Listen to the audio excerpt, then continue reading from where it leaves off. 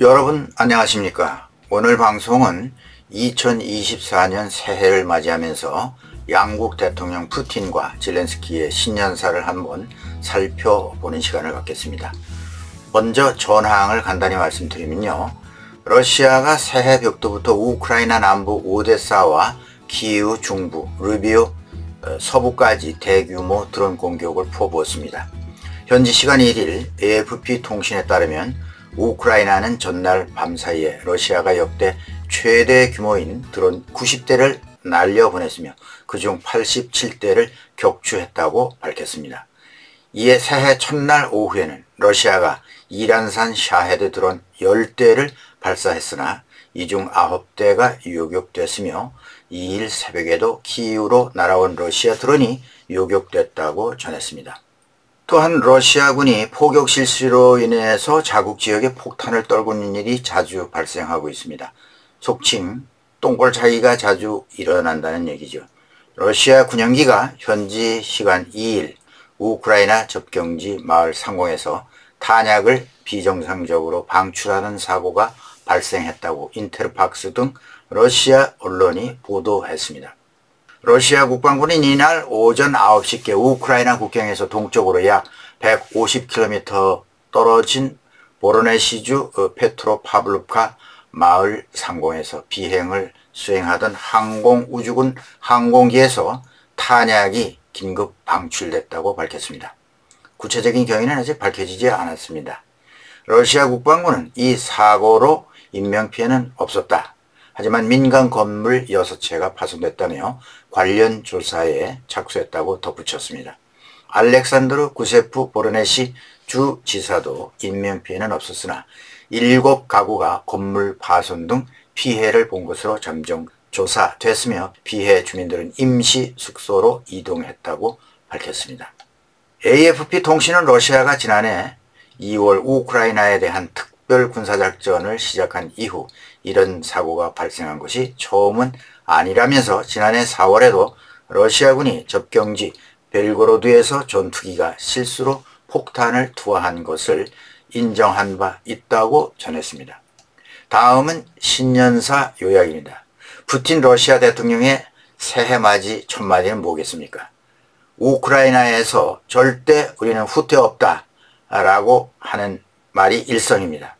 블라디미르 푸틴 대통령의 신년 메시지에 어려운 일이 있어도 후퇴하지 않을 것이다 라면서 온 국민의 단합을 강조했습니다. 스푸트니크 통신 등에 따르면 푸틴 대통령은 현지 시간 31일 우리는 가장 어려운 문제를 해결할 수 있음을 증명했고 절대 후회하지 않을 것이다 라고 밝혔습니다. 푸틴 대통령이 우크라이나 전쟁을 명시적으로 거론하지는 않았지만 내년 3월 대선을 앞두고 전쟁을 계속 수행하기 위한 군의 충성과 국민의 지지를 당부한 것으로 풀이됩니다. 푸틴 대통령은 오는 3월 대선에 재출마하기로 되어 있지요. 푸틴은 러시아 국민에게 뭔가 전쟁에서 성과물을 내야 합니다. 그렇기 때문에 공세를 더욱 강화할 것으로 보여지고요. 물론 그것과 더불어 유럽의 불안한 상황은 올해도 계속될 것으로 전망됩니다.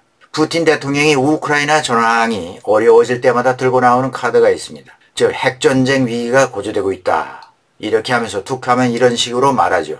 전술 무기 사용 가능성을 거론하면서 위협하고 있는 얘기입니다. 특히 이런 식으로 말하면서 전술 핵 무기 사용 가능성을 거론하며 위협하고 있는 것입니다. 러시아는 한국이 폴란드 등을 통해서 우크라이나를 우회 지원하고 있다. 그러면서 이에 대한 보복을 시사하고 있기도 합니다. 네, 어떻게 보복할런지요? 작년 중국 시진핑 주석이 건국 후에 처음으로 국가주석 자리에 3년임에 성공했습니다. 시진핑은 대만 흡수 통일을 추진하면서 대외 팽창 노선에 강한 힘을 싣고 있습니다. 시진핑은 2024년 신년사에서 오는 13일 총통 선거를 앞두고 있는 대만을 거론하면서 조국 통일은 역사의 필연이다 라고 말했습니다. 조국 통일, 네, 대만은 중국 영토다 이거 아니겠습니까? 그가 기회가 있을 때마다 통일을 거론했는데 올해도 대만 침공 가시화 여부가 주목받을 것으로 보입니다. 우리나라와 관련해서는 여러분 트럼프가 재선에 성공하면 김정은을 포함해서 전 세계 스트롱맨, 즉 철권 통치자들에게 둘러싸인 유일한 국가가 다시 됩니다. 트럼프, 푸틴, 시진핑이 몰고 오는 혼돈의 2024년이 될 것으로 추측되는데요. 과연 우리는 얼마나 여기에 대비하고 있나 돌이켜봐야 할 것으로 봅니다. 위기 상황에서 우리를 지킬 수 있는 것은 바로 우리의 가치인 자유민주주의에 대한 확고한 원칙과 단결된 힘, 그리고 유연한 대응이 아주 필요한 때가 되었습니다. 젤렌스키 대통령의 신년 인터뷰입니다. 볼로디미르 젤렌스키 우크라이나 대통령이 러시아가 전쟁에서 승리하고 있다는 생각은 착각이다 라고 말하면서 인터뷰의 주요 내용은 서방 국가들의 신속한 지원을 호소하는 데 주로 할애했습니다. 현지 시간 1일 로이터 통신에 따르면 젤렌스키 대통령은 이날 영국 시사지 이코노미스트와의 신년 인터뷰에서 러시아가 전쟁에서 이기고 있다는 생각은 그들의 느낌일 뿐이다 라면서 러시아는 전쟁에서 막대한 손실을 입고 있다 라고 밝혔습니다. 이어서 젤렌스키 대통령은 수천 수만 명의 러시아 군인이 사망했는데 아무도 시신을 수습하지 않는다 라고 강조했습니다. 영국 국방정보 소식통에 따르면 현재 추세에서는 내년까지 러시아 사상자 수는 50만 명에 달할 것으로 추정된다고 이코노미스트지가 전했습니다.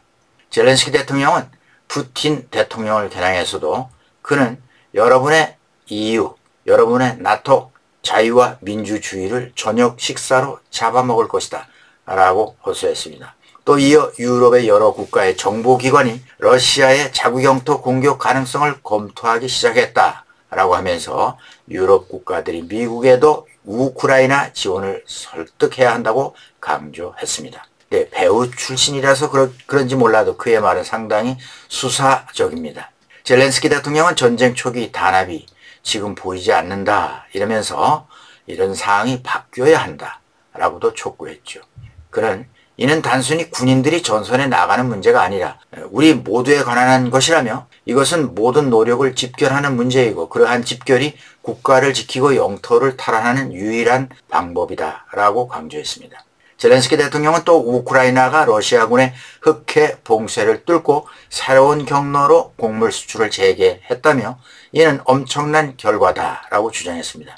네, 이것은 오데사 항을 기점으로 루마니아 등 흑해 제3국 서쪽 영해를 빌려서 항해하면서 보스포러스 해협을 통과하는 항로를 이용하는 것으로 알려졌습니다. 젤렌스키 대통령은 러시아와의 평화회담 가능성에 대해서 테러 국가의 행보만 보인다 라면서 그들이 휴전회담을 요구하는 것은 그들이 외로워서가 아니라 미사일과 탄약 병력이 부족했기 때문이다 라고 말했습니다. 그러면서 러시아는 우크라이나에서 빼앗은 영토 일부를 얻어내는 대가로 평화회담에 나서는 방안에 긍정적 신호를 보냈지만 우리 우크라이나는 이에 강력히 반발하고 있다. 이렇게 말했습니다.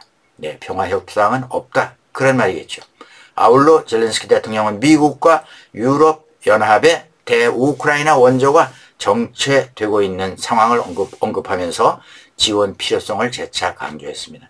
그는 또 이렇게 말했습니다. 어쩌면 우리는 세계가 원하는 대로 지난해 성공하지는 못했을 수도 있다 라고 하면서 우크라이나가 전쟁에서 패하면 러시아는 또 다른 나라의 눈을 돌릴 것이 뻔하다 라고 경고했습니다.